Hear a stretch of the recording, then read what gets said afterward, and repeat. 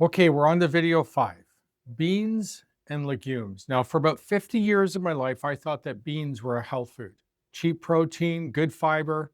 That's what every food chart out there told me. High in fiber, high in protein, low in fat, and good for my heart.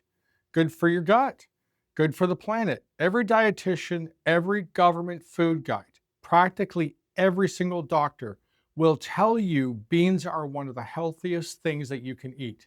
Now, by the way, I made a free guide with all 7 of these foods on the list that you need to get rid of today. The link is going to be in the description, and it's going to be pinned in the comments. Grab it, guys. It's free. Now, it took me years to start asking a different type of question about foods like this.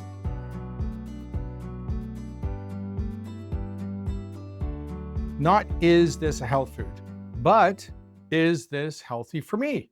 Those are not the same questions, as you can see. And for a lot of folks who are walking around sick and frustrated and doing everything right, the answer to that second question might surprise you. Now, I need you guys to remember, and this is important, I'm not a doctor. Everything I share today is for information and education only, and what worked for me. So here's something I never thought about until I started digging into this a little deeper. Now, a deer can run from a wolf. That's its defense. A rabbit can dig a hole and hide. That's its defense. But a plant, it can go nowhere. It's stuck in the dirt. So plants had to come up with their own way, their own defense to fight against anything that was trying to eat them. Now, not to kill you right away, it's not an outright death, just to make sure that you don't come back. They don't want you coming back for much more or any at all. Now, think of it like a lock on a garden gate. The lock doesn't stop everybody, but it slows things down enough that the plant will survive. And that's really ultimately what it wants to do, is survive. Now, beans and legumes are some of the most locked up plants in our whole food supply. And for most healthy people, eating a normal amount, the body handles those beans just fine. But if you're sick and already inflamed and already dealing with a gut that's not doing great, those beans can be real trouble for you. Now, let me walk you through what's actually happening here. And then here's the first thing. Beans have little tiny hooks on them, and it's built right into them. And their whole job is to make it all the way through your digestive system without being broken down. Now, picture your gut lining like a brick wall, solid, doing its job, keeping the right stuff in and the wrong stuff out. Those hooks grab onto the surface of your wall in your gut. And if your gut is already a little banged up, those hooks can actually widen the cracks in the lining. Those cracks are already there. Now, I want to slow things down a little bit here because this next part really matters. This is very important in this video, probably the most important part. Your gut is not just where digestion happens. Your gut is basically mission control for your entire body. Somewhere around 70% of your whole immune system lives right there in your gut. Not your throat, not your lungs, your gut. So when that wall gets cracked, you're not just dealing with a stomach issue, you're dealing with an immune system issue, a whole body issue. Stuff leaks through that your immune system has never seen before, and it panics. It starts attacking things it shouldn't be attacking. And that is how things like joint pain and skin problems show up. Brain fog, tiredness that never goes away, no matter how much you sleep. Now, I had psoriasis and psoriatic arthritis. Both are immune system attacking my own body. Here's the second one. And this one's a little bit sneaky because it's quiet. There's something in beans that acts like a sponge. So you eat a meal with iron, zinc, and calcium in it. It's good minerals. Your body needs that generally. And that little sponge that you ate soaks them all up before your body ever gets a chance to use them. And then they just leave and they're still attached to that bean. Now, I was tired for years, not the kind of tired that sleep was going to fix. As I look back, I was eating a diet that was quietly blocking those very nutrients that I needed to feel better. And soy specifically, tofu, soy milk, edamames. I used to feed our kids so much edamames. Our little guy used to love sitting at the kitchen table and just popping those little beans open. Now, soy has something in it that acts like estrogen. Once it gets into your body, this is what it acts like. Now, Think of your hormones like keys that fit specific locks. The stuff from soy is close enough in shape that it can jam into those same locks and throw things off. Now, for women, that can mess with their energy, their mood, and their cycles. For a man, my age, already dealing with inflammation, adding something that mimics estrogen to every single meal, it's not doing you any favors, I can tell you that. All 7 foods that I'm talking about are going to be in my free guide in the description. And beans, number 5. Now, here's a fair question.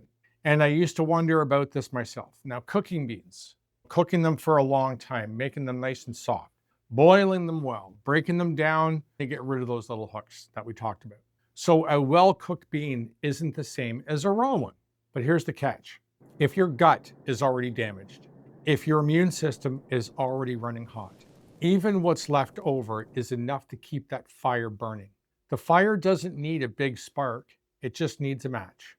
Now, I ate beans like that for years, well cooked, on every salad, thinking that I was doing it all right. My gut never fully settled down. My skin never fully cleared. My joints never fully quieted down, guys. I kept hunting for the reason. The beans, they were part of it. I already had tried cutting gluten. Felt a little bit better, not enough. I tried cutting dairy, the same thing. But I never once touched the foods that I considered to be healthy for me. The beans, the lentils, the chickpeas. I put this stuff on everything because I was vegetarian for a while, and I was told this was the best part of the protein that I could eat. Truth be told, I never even loved the taste. I toasted chickpeas with salt, and then they were decent to eat, but the texture of a regular bean was never something that I really could enjoy. This is one food I genuinely do not miss. When I finally pulled beans and legumes completely, along with everything else in my carnivore switch, something happened in 2 to 3 weeks that I hadn't felt in years. My gut went quiet. Not fully healed yet, but quiet. That constant low hum of discomfort I had just accepted as normal, it just stopped. Now, I know some of you are thinking, Frank, beans are my protein. If I cut them, what do I eat? It's a fair question. Here is an honest answer. Beans are not what's called a complete protein. Beef is. 1 serving of ribeye gives your body every single building block it needs in the right amounts. Eggs do the exact same thing. Ground beef, brisket, lamb, pork, butter, tallow. These are foods that your body knows exactly what to do with. No sponges soaking up your minerals. No hooks scratching at the already damaged wall. No plant hormones messing with your system. Just clean, complete fuel. I'm not saying everybody needs to go full carnivore. I'm saying that if you're sick, inflamed, exhausted, and eating beans every day like I was, thinking that you're helping yourself, it's worth asking whether that assumption has ever actually been tested. So here's what I suggest. If any of this is hitting home for you, do an honest count. How much of your daily eating includes beans, lentils, chickpeas, peanuts, soy, tofu? Most people are surprised once they actually add it up. Then try 30 days completely without it. Not forever, just 30 days. That includes the soy milk in your coffee. Now, pay attention to your gut. Within 2 to 3 weeks, if beans were part of your problem, your body will start to feel much better. It'll start telling you less bloating, less discomfort. That's your body talking to you. You need to listen to it. Remember what you've removed. Remember the feeling. You have to replace it with the real thing though. Eggs, beef, butter, fatty cuts of meat. Then you're not going to be hungry and you won't be missing those nutrients. And the last thing, if you want to bring a little back in after that first 30 days, go slow and pay attention to what's happening with your body. Some people can handle a small amount of well-cooked beans again with no problems in their gut. Others will find even a little brings those old symptoms back. Your body will tell you which camp you're sitting in. Before I wrap up today, changing what's going on your plate is one thing. Changing it when everybody around you still thinks beans are health food. Not really much you can do about that. You're going to be the odd one out. And that's hard. But having people around you who gets it is going to make all the difference in your life. And that's why I keep and continue to point people towards Bella at the Steak and Butter Gang. They have daily connection calls. They have weekly doctor calls. They have real people who understand exactly what you're dealing with. The link for her channel is going to be in the description. You don't have to do this alone. Please remember that. Okay, let's bring this home, guys. Let's end the beans and the legumes. Now, I ate these things for decades, thinking that I was doing everything right. I was actually full vegetarian, high in fiber, high in protein, a check mark on every food guide on the continent. And I had psoriasis, psoriatic arthritis. I had a gut that never settled down. And I had this heaviness and tiredness that I could just never get rid of, that I could never touch with any amount of sleep.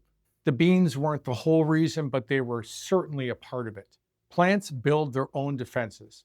That's not some conspiracy. That's just how the plants will survive. Healthy people, they can eat a small, normal amount because their body can handle it just fine. But for someone like me, who is already sick, already inflamed, and already wondering why nothing seems to be working, those defenses can be the very thing that's quietly keeping you stuck. Your body knows how to heal. You just have to stop putting things in its way. If this helped you, share it with one person who needs to hear this video today. Leave me a comment. Did you ever suspect that a so-called healthy food might actually be working against you? And also too, I want to hear your story. I'm doing interviews now. And remember, the free guide is in the description. It's called The 7 Foods That Are Breaking Your Body, and beans and legumes are number 5. And listen, next week, we're going to talk about industrial dairy and why the milk that your grandparents drank and the milk sitting in your fridge right now are not even close to the same thing. So until then, guys, trust the process, trust your body, and trust the one who made it. And as always, remember, if you fix your food, you'll fix your life.